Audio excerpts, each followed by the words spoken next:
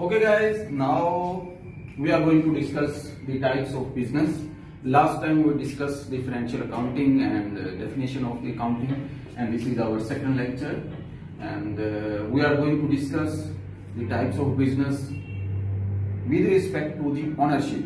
Okay, कुछ लोग business start करना चाहते हैं, मे बी वो 1% बिजनेस जो है ना वो कर रहा है, may be there are more than 1%, ठीक है, और may be there are lot of person and the business is created under the law. So there are different kind of businesses. Okay, ownership के पॉइंट ऑफ पोजीशन के point of view से, ownership के point of view से, you have three types of business mainly in accounting system. So सबसे पहले जो हमारे पास types of business के अंदर सबसे पहला जो हमारे पास है पॉइंट वो है सोल प्रोप्राइटरशिप का. So sole proprietorship is what? Only one person is involve in the business. एक पर्सन बिजनेस कर रहा है और वही उसके फायदे और नुकसान का जो है ना वो क्या है, जिम्मेदार है, रिस्पॉन्सिबल है. तो दैट इज सोल प्रोप्राइटरशिप, जिसको हम प्रोप्राइटरशिप भी कहते हैं. आपने देखा होगा कि आप रास्ते में गए तो रास्ते में लिखा होता है किसी न किसी बोर्ड पे proprietor. It's mean only one person is involve in the business and he is wholly solely responsible for each and everything of the business, whether he is earning profit or whether he is bearing loss. So it's mean in all situation he would be responsible for each and everything. So यहाँ पे उसको जो है ना, अगर let's suppose यहाँ पे मैं आपको ये बताता हूं कि अगर only one person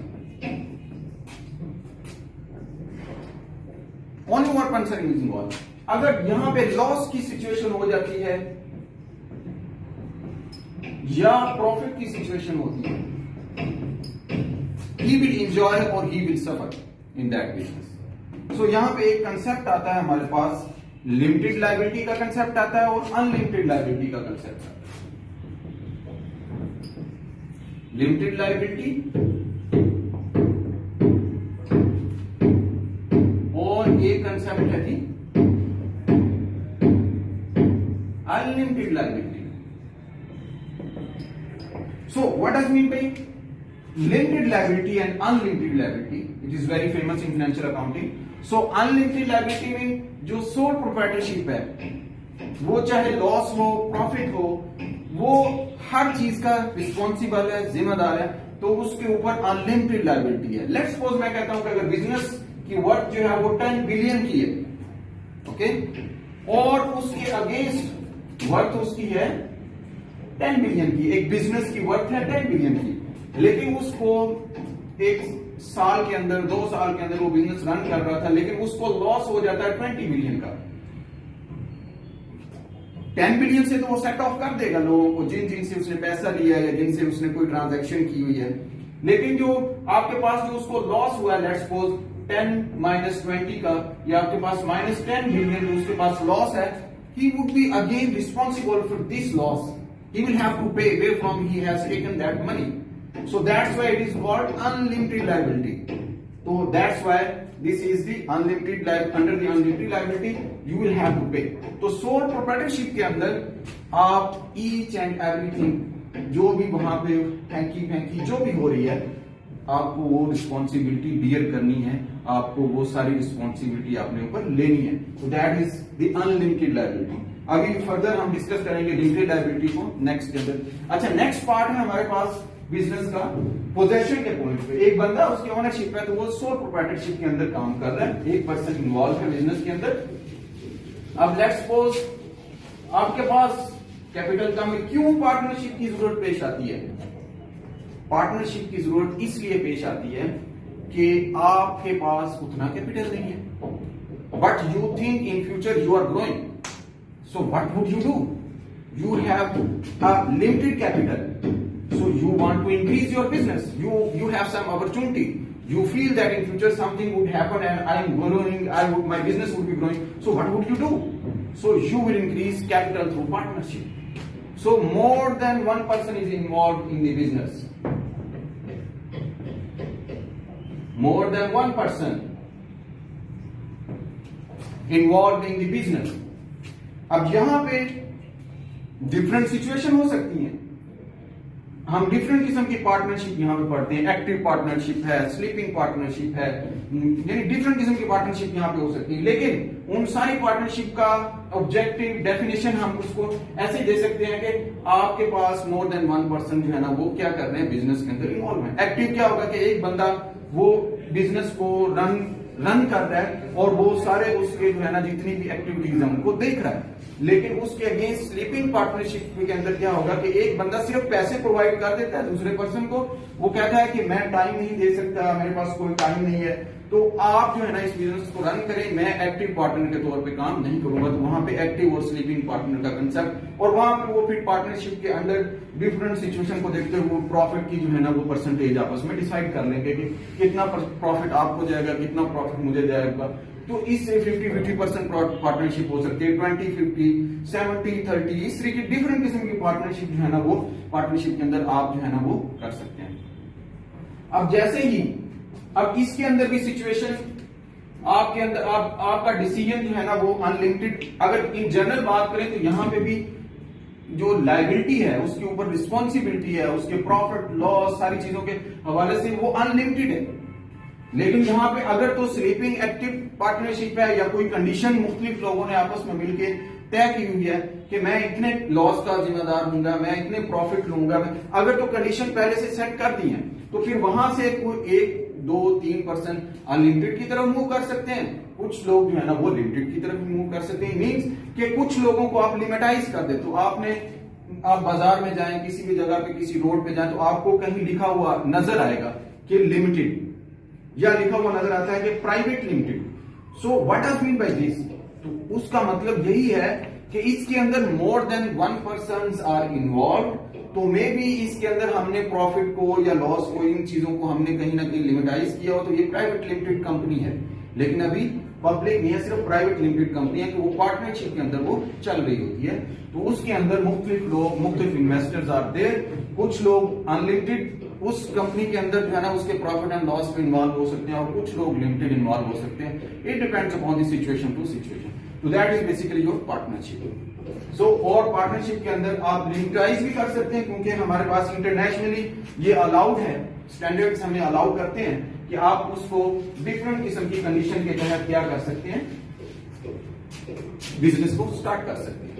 तो हमारे पास नेक्स्ट जो बिजनेस की टाइप आती है पोजीशन के पॉइंट ऑफ व्यू से। अब यहाँ पे देखिए एक पर्सन के हाथ में सारी दौलत है, यहाँ पे 2% के हाथ में आ जाती है और मोर देन 1% जितने भी लोग इन्वॉल्व होते हैं। अगर कॉर्पोरेशन है, what does mean by corporation? Corporation जो है ना ये क्या चीज होती है? कॉर्पोरेशन जब हम जाते हैं, हम नाम सुनते हैं corporate world, MNCs, multinational corporations, corporation, corporate sectors. तो कॉर्पोरेशन का कंसेप्ट जो है ना हमारे पास क्या हमें बताता है? कॉर्पोरेशन हमें ये बताता है कि अब जो है हमको और ज्यादा कैपिटल की जरूरत पड़ गई है, लेकिन हमारे पास इतना पैसा नहीं है, या हमारे पार्टनर्स के पास इतना पैसा नहीं है, या हम जो है ना अपने आप को जो है ना वो इतना जो है ना ज्यादा, क्योंकि बिजनेस के अंदर इतनी ग्रोथ है, इतनी एक्सपेंशन आपके पास है फ्यूचरिस्टिक विजन के पॉइंट ऑफ व्यू से, तो आप फिर क्या करते हैं, आप कॉर्पोरेट बन जाते हैं। तो corporation is basically and business जो है ना आपके पास यहाँ पे एक पर्सनैलिटी के तौर पे इसको इंट्रोड्यूस करवाया जाता है। तो आपके पास यहाँ पे क्या हो जाता है कि आप अपने 51% जो है आपके पास शेयर्स जो हैं वो क्या कर देते हैं, आप पब्लिक को जो है ना वो सेल कर देते हैं, और that is the easiest way, you go and sell your shares and you get money. अब यहाँ पे ये एक सेपरेट एंटिटी है, ये एक क्या है आपके पास सेपरेट एंटिटी का कंसेप्ट आता है, ठीक है, एक पर्सनैलिटी है।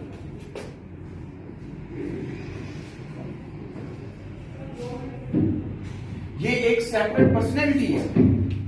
अब यहां पे हम इसको लिंक करेंगे लिमिटेड और अनलिमिटेड लायबिलिटी के साथ। अब देखो यहां पे कॉर्पोरेशन के अंदर जब पर्सनैलिटी, कॉर्पोरेशन को एज ए पर्सनैलिटी डिक्लेयर कर दिया जाता है और ये क्रिएट होती है अंडर द लॉ।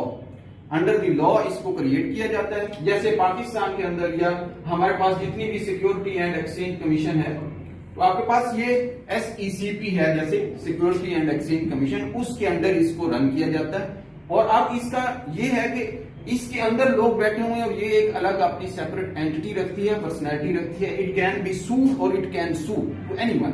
तो ये जब सू करेगी यानी कोर्ट में जाएगी तो ये इस नाम से जाएगी, जिस नाम की ये कॉर्पोरेशन होगी। और अगर कोई इस पे केस करेगा तो इसके अंदर बैठे हुए लोगों पे केस नहीं करेगा, क्योंकि बिजनेस स्टैंडर्ड जो है, हमें अकाउंटिंग इंटरनेशनल स्टैंडर्ड्स हमें ये अलाउ करते हैं, you can recognise corporation as a personality, as a separate person which is separate from the owner, so it is totally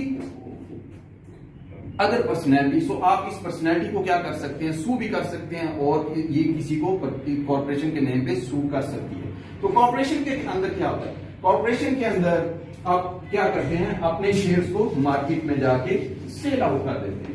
तो आप कैसे सेल आउट करते हैं, आप सबसे पहले तो आपको चार्टर को फॉलो करना पड़ता है, जो आपको सिक्योरिटी एंड एक्सचेंज कमीशन, जैसे यूएस है, यूएस के अंदर आप सिक्योरिटी एंड एक्सचेंज कमीशन है, और इसी तरह मुख्तलिफ कंट्रीज के जो भी एक्सचेंज कमीशन हैं, सिक्योरिटी एंड एक्सचेंज कमीशन, वो अपने कोड्स एंड कंडक्ट्स और जो उसके रूल्स हैं वो सारे आपको बताते हैं, और उन रूल्स को फॉलो करते हुए, जैसे जनरल में आपको बता दूं, जब भी आप कॉर्पोरेशन बनाना चाहें सबसे पहले तो आपको उस कॉर्पोरेशन का नेम बताना पड़ेगा, ठीक है। आपने एक चार्टर लेना है अगर कॉर्पोरेशन का, आपको उसके बोर्ड ऑफ डायरेक्टर्स का बताना पड़ेगा, ठीक है। मिनिमम जो रिक्वायरमेंट है हमारे पास, वो मेरा ख्याल है कि आपके पास 7 बोर्ड ऑफ डायरेक्टर्स होने चाहिए। तो बोर्ड ऑफ डायरेक्टर्स जो है ना, वो उसके बाद आपको एड्रेस बताना पड़ता है, और आपको कैपिटल, जो आपकी कंपनी की वर्थ है, कैपिटल है, वो आपको डिक्लेयर करनी पड़ती है।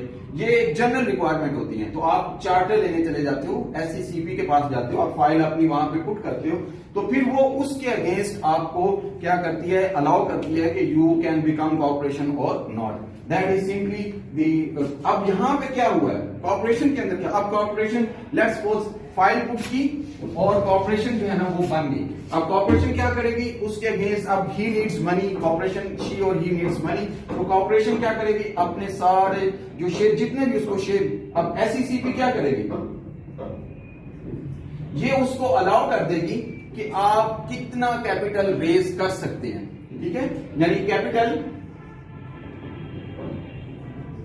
कितना कैपिटल आप रेज कर सकते हैं। लेट्स सपोज वो कहते हैं कि हम 10 बिलियन का आपको अलाउ करते हैं, 10 billion RS you can raise from the public, you can go to the public and you can get the money from the public, so that is your allowance, you can get money। but corporation क्या करेगी, यकदम तो उसको 10 billion जो है ना वो नहीं required होंगे, वो इसको स्लॉट्स में डिवाइड कर देगी, ठीक है। तो जब स्लॉट्स में डिवाइड कर देगी तो कभी वो 1 बिलियन के शेयर इशू कर देगी, कभी फिर उसे अगर कैपिटल की नीड है नेक्स्ट ईयर में या आफ्टर 6 मंथ, तो वो रिकॉग्नाइज करती है कि भाई बहुत ज्यादा जो है ना मुझे आगे और पैसा चाहिए, तो वो फिर 1 बिलियन इसका करती करती वो अपनी उसको जो लिमिट दे दी जाती है वो उसको जो है ना वो इतनी दे दी गई है। लेकिन उसके अंदर से जितना वो कैपिटल इशू कर देगी उसको आप जब बैलेंस शीट जो हमने लास्ट टाइम डिस्कस किया था, एक फाइनेंशियल इंफॉर्मेशन है, उसको जब आप देखेंगे तो कैपिटल जो है ना आपको वहां पे इस नाम से नजर आता है, इशूड कैपिटल, या इसे हम सब्सक्राइब कैपिटल भी कहते हैं, या आउटस्टैंडिंग आपके पास जितना यानी जो इशू हो चुका हुआ है। तो 10 बिलियन एक पूरी आपको लिमिट दी गई, उस लिमिट में से जितना जितना आप इशू करते जाते हैं वो उसका जो है ना वो इशूड कैपिटल बनता जाता है, और वो उसके किस पार्ट में जाके रिकॉर्ड होता जाता है, ऑनर इक्विटी के पास पार्ट में जाके रिकॉर्ड होता जाता है। तो ये कॉर्पोरेशन होती है। अब ये करती क्या है आपके पास, ये कैसे जाके, अब जैसे ही कैपिटल उसको एससीसीपी या SCC security and exchange commission ने उसको अलाउ किया तो ये पब्लिक के पास जाएगी। पब्लिक के पास कैसे जाएगी, ये स्टॉक मार्केट में इनलिस्ट हो जाएगी, ठीक है। स्टॉक मार्केट में कैसे इनलिस्ट होगी, लेकिन ये अब अपने शेयर्स उठाओ, अब शेयर्स ये अपने मार्केट में क्या करेगी, सेल करेगी, शेयर्स को क्या करेगी, सेल करेगी। लेकिन मार्केट के अंदर ये कंपनी खुद तो नहीं जाएगी कि यार मेरे शेयर ले लो, किसी के पास जाएगी मेरे शेयर ले लो, पब्लिक के पास जाएगी मेरे शेयर, ये शेयर डायरेक्टली फरोख्त तो या सेल नहीं करेगी। लेकिन ये कैसे सेल करेगी, ये शेयर्स को कहां पे लेके जाएगी सेल करते हुए, ये जाके किसी भी अंडरराइटर के पास जाएगी, ठीक है। स्टॉक मार्केट यानी अंडरराइटर क्या होता है, ये कोई फाइनेंशियल इंस्टीट्यूशन होते हैं, आपके पास फाइनेंशियल इंस्टीट्यूशन है, आपके पास इन्वेस्टमेंट बैंकर्स हैं। ये investment bankers, financial institution, they will value that corporation, they will value their position, there worth, on behalf of that they would be buying their share, ठीक है। ये उनको जाके अपने सारे शेयर, लेट्स सपोज दे वो कहते हैं कि हम हमारा ये शेयर ले लो और हमें पैसे दे दो, तो ये बैंकर्स, ये फाइनेंशियल इंस्टीट्यूशंस, ये क्या करेंगे, ये एज अंडरराइटर काम करते हैं, ये उसकी वैल्यू करेंगे, वैल्यू करने के बाद उसके सारे शेयर बाय करके और उसको क्या करेंगे, पैसा दे देंगे, ठीक। जब वो पैसा दे देंगे तो वो पैसा लेके अपने बिजनेस के अंदर जो है ना वो उसको इन कर देगी, और ये फिर क्या करेंगे अंडरराइटर, ये इन्वेस्टमेंट बैंकर या ये फाइनेंशियल इंस्टीट्यूशन जिन्होंने उस कॉर्पोरेशन के सारे शेयर्स, अब शेयर्स क्या होते हैं, शेयर एक यूनिट ऑफ पोजेशन है। यूनिट ऑफ पोजेशन क्या मतलब कि आप इसको इन सिंपल वर्ड्स कह लें कि ये एक मिल्कियती यूनिट है, ठीक है। मिल्कियती यूनिट जैसे हमारे पास गवर्नमेंट या SECP security and exchange commission में ये अलाउ करती है कि एक शेयर जो है ना आपका उसकी वर्थ कितने की होगी, 10 रुपीज की होगी। Official price of the share is 10 rupees. जब भी वो कॉर्पोरेशन जो है ना वो कॉर्पोरेट होने जा रही होती है, जब भी वो शेयर बेचती तो ऑफिशियल प्राइस उसकी 10 रुपीज होगी। अब इसके ऊपर उसको जितना मिला होगा वो एडिशनल कैपिटल कहलाता है। लेट्स सपोज एक शेयर 10 रुपीज का ऑफिशियल, तो वो अपनी बुक के अंदर, बुक्स ऑफ अकाउंट्स के अंदर, बैलेंस शीट के अंदर वो क्या करेगी, 10 रुपीज के लिहाज से वो इश्यूड कैपिटल को 2 तरीकों से डिवाइड कर देगी उसको। लेट्स सपोज वो शेयर मार्केट में, लेट्स सपोज मैं सिर्फ एक शेयर की एग्जांपल दे रहा हूं कि वो मार्केट में जाता है और वो शेयर उसका ऑफिशियल प्राइस उसकी 10 है, लेकिन जैसे ही मार्केट में जाता है अंडरराइटर कहता है उसको कि आपका जो 10 आपकी वर्थ चूंकि बहुत ज्यादा आपका फेम है, आपका नेम है मार्केट के अंदर, सो उसकी डिमांड को देखते हुए अंडरराइटर उसकी वैल्यू करते हुए क्या करेगा, उसको लेट्स सपोज वो दे देता है लेट्स सपोज 25 वन शेयर के ऊपर उसको 25 रुपीज दे देता है। अब जब कॉर्पोरेशन अपनी बैलेंस शीट के अंदर जब इस चीज को रिकॉर्ड करेगी तो वो कैसे रिकॉर्ड करेगी, 10 अलग रखेगी, ठीक है, ऑफिशियल प्राइस पे, और जो उसे एक्स्ट्रा मिले हैं 15 रुपए उसको एडिशनल पेड इन के नाम से रखेगी, ठीक है। तो ये एक्यूबी का पार्ट बन जाएगा, ठीक है, कि इतने जो है ना वो एक शेयर के 2 कैटेगराइजेशन उसने कर दी, क्लासिफाई कर दी कि बुक वैल्यू ऑफिशियल प्राइस के ऊपर और एडिशनल जो उसे उस जो है ना पैसों पे यानी उस शेयर पे मिला है। तो ये इस तरीके से, ये बार हम नेक्स्ट में डिस्कस करेंगे इस चीज को। तो कॉर्पोरेशन इस तरीके से जो है ना वो उसको जो है ना वो क्रिएट किया जाता है। तो उसके बाद अब फिर क्या होता है, कॉर्पोरेशन क्रिएट होगी, शेयर उसने सेल कर दिए, फिर कॉर्पोरेशन के अंदर जो है ना एक और कंसेप्ट आता है अनलिमिटेड लायबिलिटी का। अब यहाँ पे सीन ये है कि लेट्स सपोज मैं एग्जांपल देता हूं कि आपके पास कॉर्पोरेशन को लॉस हो जाता है 10 बिलियन का, सेम एग्जांपल, कॉर्पोरेशन की वर्थ है 10 बिलियन की, लेकिन उसको लॉस हो जाता है 20 बिलियन का, सेम एग्जांपल है जो हमने डिस्कस किया है प्रोप्राइटरशिप के अंदर। जबकि कॉर्पोरेशन के अंदर आप देखिए अब कैसे लोग जो है ना वो इसको लिमिटेड लायबिलिटी को डिफाइन करते हैं। अब अगर लॉस लेट्स सपोज वर्थ है उसकी, कॉर्पोरेशन की वर्थ है 10 बिलियन, लॉस हो जाता है 20 बिलियन का, बैंकरप्ट हो जाती है, तो उसको क्या कर दिया जाएगा, बेच दिया जाएगा, उसकी नीलामी कर दी जाएगी, उसको लिक्विडेशन जिसका हम कहते हैं कि उसको लिक्विडेट कर दिया जाएगा।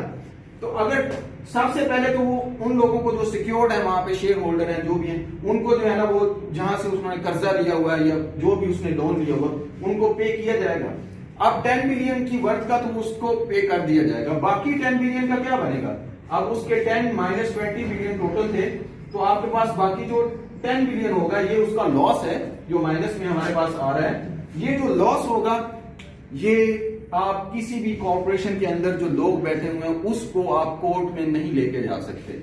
आप उसके किसी बोर्ड ऑफ डायरेक्टर को, किसी जो टॉप मैनेजमेंट के अंदर है, सीईओ है, वो सारों को आप कहीं भी किसी भी जगह पे कॉल नहीं कर सकते, कोर्ट के अंदर नहीं। आप जब भी कॉल करोगे कोर्ट के अंदर आप इस कॉर्पोरेट को ही कॉल करोगे क्योंकि इसको as a separate entity consider किया जाता है। तो आप किसी को भी सू नहीं कर सकते, किसी पर्सन को भी, special person who is working in that corporation. That is why we call it the limited liability concept. अगर लॉस चाहे जितने का भी बाकी 10 बिलियन का लॉस रह भी गया है and the company can not cover, but you can not sue a person who is working in that corporation. So that is the concept of limited. तो ये limited जो liability का concept है इसको enjoy किया जाता है corporate world के अंदर, क्योंकि अगर bankrupt होगी कंपनी, कोई लॉस हो गया तो लोग जो उसके अंदर वर्किंग कर रहे हैं, जो टॉप एग्जीक्यूटिव हैं, जो भी हैं, वो किसी ना किसी भी प्रॉब्लम में नहीं आ सकते। तो that is basically the very attractive point of the corporate world which is known as limited liability. लेकिन पार्टनरशिप के अंदर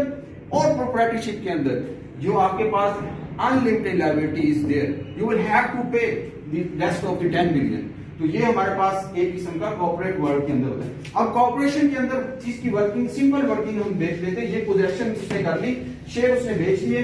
अब एक और कंसेप्ट को हम कॉर्पोरेशन के अंदर डिस्कस कर लेते हैं कि कॉर्पोरेशन के अंदर शेयर्स को, जो शेयर लेते हैं कंपनी के, अब अंडरराइटर क्या करेगा? अंडरराइटर मार्केट के अंदर उसके शेयर, अब 10 बिलियन के शेयर या 1 बिलियन के शेयर उसने मार्केट यानी कॉर्पोरेशन के लिए थे, तो मार्केट के अंदर वो उसको आहिस्ता आहिस्ता प्राइस जो है ना, जैसे जैसे उसकी डिमांड बढ़ती जाएगी और जैसे जैसे उसकी जो है ना वो मार्केट के अंदर फेम, नेम और वैल्यू बढ़ती जाएगी, तो वो क्या करता जाएगा? आहिस्ता आहिस्ता वो सारे शेयर मार्केट, स्टॉक मार्केट के अंदर बेचता जाएगा। तो वो अपना मार्जिन और अपना जो प्रॉफिट है वो रख के वो बेचता जाएगा, और इस तरीके से उसकी प्राइस आप देखते हैं हमारे यहाँ पे एमसीबी, एनबीपी और आपके पास डिफरेंट किस्म की कंपनी जो इंग्लिश में उनका शेयर प्राइस, उनकी ऑफिशियल प्राइस 10 रुपीज है, ठीक है, जो गवर्नमेंट ने सेट की थी, लेकिन उनकी वैल्यू, उनकी डिमांड और वो सारी चीजें, उनका फेम, उनकी वेल्थ क्रिएशन, वो सारों की वजह से उनकी जो है ना प्राइस कहां पे जाएगी?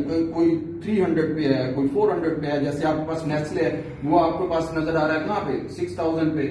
आपके पास इस तरह यूनिलीवर आपको 3000, इस तरीके से मुख्तलिफ किस्म के आपको शेयर जो है ना वो हाई प्राइस पे नजर आ रहे होते हैं। लेकिन उनकी ऑफिशियल प्राइस पाकिस्तान के रूल के तहत जो SECP हमें कोड एंड कंडक्ट और गवर्नेंस स्ट्रक्चर देता है, उसके अंदर उसकी ऑफिशियल प्राइस जो है ना वो 10 रुपीज है। तो ये उसकी डिमांड पे है। अब शेयर्स होल्ड, अब जिस चीज के पास वो शेयर जो बाय करता जाएगा वो उसका शेयर होल्डर बनता जाएगा, जिसको हम कहते हैं share holder, stock holder of the company, ठीक है। वो जो शेयर होल्डर और स्टॉक होल्डर जो होते हैं उनको फायदा क्या होता है कॉर्पोरेशन से? तो उनको फायदा ये होता है कि कंपनी जब अपनी इनकम करती है, जब कमाई करती है, तो वो अपनी कमाई के लिए जब वो सारे अखराजात अपने बियर कर चुकी होती है, पैसे वगैरह सारे अपने, at the and he declare और ही और शी डिक्लेयर द प्रॉफिट, और तो जो प्रॉफिट होगा वो सारा इन लोगों में डिस्ट्रीब्यूट होता है। वो जब डिस्ट्रीब्यूट होता है तो उस पैसे को हम डिविडेंड कहते हैं। अगर कमाई सारे खर्चे बचाने के, सारे खर्चे करने के बाद जो एंड पे जो कमाई उसको बचती है वो उसका डिविडेंड कहलाता है। अगर तो वो दोबारा वापस कंपनी के अंदर कंपनी इन्वेस्ट करना चाह रही है तो उसको हम री इन्वेस्टमेंट कहते हैं, जिसे हम रिटेन अर्निंग भी कहते हैं। तो वो रिटेन अर्निंग जो है ना इसके अंदर वो वापस कंपनी अपने पास री इन्वेस्ट कर लेती है। अगर नहीं इन्वेस्ट करनी तो वो इन्वेस्टर उन शेयर होल्डर के अंदर डिस्ट्रीब्यूट कर देती है। तो वो हमारे पास जो है ना वो शेयर होल्डर का एज ए कमाई के तौर पे वो लिया जाता है कि कंपनी उनको अपनी उस कमाई का प्रपोर्शन और उसके शेयर के पॉइंट ऑफ व्यू से, जब वो पर शेयर डिक्लेयर कर देगी कि इतने जो है ना रुपीस जो है ना हर शेयर होल्डर को मिलेंगे। अब जिसके पास जितने ज्यादा कम जितने भी शेयर है वो उसके मुताबिक उसको मल्टीप्लाई करेगा, उतना उसको जो कमाई का हिस्सा मिलता रहेगा। इस तरीके से कॉर्पोरेट अर्निंग करती जाएगी। अब इसके अंदर एक और चीज कंसेप्ट हमारे पास आता है कि इसके जो लेट्स सपोज मैंने आपको एक चीज बताई थी कि कॉर्पोरेशन के अंदर आपके पास क्या चीज होती है? कॉर्पोरेशन के अंदर बोर्ड ऑफ डायरेक्टर्स वर्क कर रहे होते हैं। अब ये बोर्ड ऑफ डायरेक्टर्स जो है आपके पास BOD, जो आपके पास बोर्ड ऑफ डायरेक्टर्स हैं, ये टॉप एग्जेक्टिव होती है। अब इन बोर्ड ऑफ डायरेक्टर्स ये डिफरेंट किस्म के होते हैं। लेट्स सपोज मार्केटिंग के बोर्ड ऑफ डायरेक्टर है, आपके पास HR का बोर्ड ऑफ डायरेक्टर है, आपके पास लेट्स सपोज मैं कहता हूं फाइनेंस का बोर्ड ऑफ डायरेक्टर है, ठीक है। डिफरेंट किस्म के आपके पास जो है ना वो बोर्ड ऑफ डायरेक्टर्स हैं। तो ये आपके पास, अब इनके ऊपर जो बैठा हुआ ये बोर्ड ऑफ डायरेक्टर्स की आपके पास स्ट्रीम चल रही है वो, और इनके ऊपर जो एक पर्सन बैठा होता है इन्हीं में से वो CEO बन जाता है। इन्हीं के अंदर जो एक्सपीरियंस होगा, जो कोई जिसकी एजुकेशन अच्छी होगी या जो बहुत फेम और नेम के साथ काम कर रहा है, तो वो आपके पास CEO कहलाता है उस कंपनी का, उस कॉर्पोरेशन का। तो ये आपके पास कॉर्पोरेशन क्लब। अब इनको सिलेक्ट कैसे किया जाता है इन बोर्ड ऑफ डायरेक्टर्स को? ये जो मार्केटिंग का है, HR का है, इनके नीचे फिर जो हायरार्की हमारे पास चलती है ऑर्गेनाइजेशन की, इनके नीचे फिर GM या आपके पास GM मार्केटिंग, ठीक है, इसी तरह GM HR, इन्हीं के नीचे GM फिन, ये काम कर रहे हैं। तो फिर उनके नीचे आगे लोअर लेवल पे मैनेजर्स वगैरह वो सारे काम कर रहे होते हैं। तो ये सारे इस तरीके से वर्किंग इनकी हो रही होती है। तो आपके पास ये जो बोर्ड ऑफ डायरेक्टर्स हैं, ये कैसे सिलेक्ट इनको किया जाता है? इनको जो सिलेक्ट करते हैं जो लोग इस कंपनी के शेयर खरीदते हैं, शेयर होल्डर्स जो होते हैं आपके पास, वो इनको सिलेक्ट करते हैं। जिस तरह हमारा एक नेशनल असेंबली का इलेक्शन होता है, इसी तरह कॉर्पोरेशन का भी इलेक्शन होता है, इनकी मीटिंग होती है। एक सर्टेन अमाउंट से ज्यादा, लेट्स सपोज 1000 से ज्यादा जिसके पास शेयर हैं, तो उसको दावत दी जाती है कि वो आके बोर्ड ऑफ डायरेक्टर्स की सिलेक्शन करे। तो हमारे पास बोर्ड ऑफ डायरेक्टर्स की वहां पे डायरेक्टर एडमिन है, डायरेक्टर मार्केटिंग है, तो वहां पे नॉमिनी होती है, वो मुख्तलिफ लोग खड़े होते हैं इलेक्शन के अंदर, और उन्हीं के अंदर में से फिर शेयर होल्डर जिनको ज्यादा वोट देते हैं वो फिर बोर्ड ऑफ डायरेक्टर्स बन जाते हैं, और वो बोर्ड ऑफ डायरेक्टर्स फिर इन्हीं शेयर होल्डर के इंसेंटिव के लिए, बेनिफिट के लिए जो है ना वो क्या करते हैं, काम करते हैं, और वो आगे अपनी सारी विजन और फ्यूचरिस्टिक अप्रोच के तहत सारे जो है ना मैनेजमेंट को चलाते हैं, और वो इनके इंसेंटिव को भी जो है ना वो प्रोटेक्ट कर रहे होते हैं। और जो है ना शेयर होल्डर अगर ये काम वो ना करें, दोनों के इंसेंटिव को प्रोटेक्ट ना करें, या इनका और इनका आपस में कॉन्फ्लिक्ट आ जाता है, जैसे लोअर लेवल मैनेजमेंट का और टॉप मैनेजमेंट का, तो ये फिर या शेयर होल्डर का और बोर्ड ऑफ डायरेक्टर्स का आपस में कोई आ जाता है, तो वहां पे फिर जो हमारे पास एक इशू आता है जिसको हम एजेंसी प्रॉब्लम कहते हैं। फिर एजेंसी को हम जो है ना उसके अंदर जो है ना इन्वॉल्व करते हैं, वो जो एक कंपनी होती है कोई जो उनके इशू को रिजॉल्व करती है और देखती है कहाँ कहाँ प्रॉब्लम, जिसको हम एजेंसी कॉस्ट के नाम से भी देखते हैं। तो गाइस ये हमारे पास था बिजनेस का कॉन्सेप्ट, जिसके अंदर हमारे पास क्या था, सोल प्रोप्राइटरशिप थी जिसके अंदर ओनली 1 पर्सन इज इन्वॉल्व, आपके पास पार्टनरशिप थी जिसके अंदर more than 1 person is involve, more than 1 person are involve, और कॉर्पोरेशन थी जिसके अंदर हम अपने 51% शेयर जो है ना वो मार्केट के अंदर फ्लो कर देते हैं, बेच देते हैं। अब इसके साथ हम अटैच करते हैं लिमिटेड लायबिलिटी और अनलिमिटेड लायबिलिटी को। यहाँ पे आगे पार्ट प्रोप्राइटरशिप के अंदर आप कौन सी चीज अनलिमिटेड लायबिलिटी को जो है ना वो देख रहे होते हैं। अब पार्टनरशिप के अंदर डिपेंड करता है कि कौन बंदा किस नेचर का काम कर रहा है या किसकी किस तरह की इन्वेस्टमेंट है, तो उसके अंदर अनलिमिटेड लायबिलिटी भी हो सकती है, लिमिटेड लायबिलिटी भी हो सकती है। कुछ लोग कह सकते हैं यार मैं इससे ज्यादा कम बियर नहीं कर सकता, लॉस या जो भी है, तो उसको फिर लिमिटेड लायबिलिटी के अंदर डाल के फिर वहां पे उसको फिक्स कर दिया जाता है, फिर वो उतने ही लॉस का और उतने ही प्रॉफिट का जो है ना वो जिम्मेदार है, तो उससे ज्यादा का नहीं। अगर प्रॉफिट ज्यादा आएगा तो पार्टनरशिप के अंदर उसको प्रॉफिट ज्यादा नहीं दिया जाएगा, क्योंकि ही हैज बीन लिमिटाइज्ड, ठीक है। तो वहां पे लिमिटेड अनलिमिटेड का इसको बाद ज्वाइंट, आपके पास जो ज्वाइंट लिमिटेड कंपनी या उस तरीके की कंपनीज होती हैं जो इस तरीके की कंडीशन को फिर सेट कर देती है। तो कॉर्पोरेशन के अंदर जो है ना वो क्या किया जाता है, इसको गवर्नमेंटल लेवल पे रन किया जाता है, इसको as a separate entity consider किया जाता है, दैट इज अ पर्सनैलिटी, और इस पर्सनैलिटी को जो है ना आप एज ए बिजनेस के तौर पे लेके चल रहे हो। तो ये पर्सनैलिटी सू भी करती है और इसको कोई सू भी कर सकता है, कोर्ट में कोई ले जा सकता है, और कोई इसको कोई किसी को ये कोर्ट में बुला भी सकती है, और इस तरीके से इनको सारी को वर्किंग की जाती है। और ये पोजेशन के पॉइंट ऑफ व्यू से ये टाइप्स हैं हमारे पास बिजनेस की, ये जो फंडामेंटल कंसेप्ट है अकाउंटिंग के अंदर हमें, और इन्हीं से रिलेटेड सारी ट्रांजैक्शन होंगी जिनको आगे हम नेक्स्ट देखेंगे कि कौन कौन सी, हर जो बिजनेस है वो अपनी बैलेंस शीट, इनकम स्टेटमेंट और अपनी इक्विटी स्टेटमेंट और अपना कैश फ्लो स्टेटमेंट वो बना रहा होता है। तो फिर जो है ना वो आगे इस चीज को लेके वो आगे कम्युनिकेट कर रहा होता है डिफरेंट शेयर होल्डर और स्टॉक होल्डर से। Okay, thank you so much for watching, और आप जो है ना इस चीज को देखें, ये आपके लिए बड़ा हेल्पफुल होगा। थैंक यू, मिलते हैं हम नेक्स्ट वीडियो में।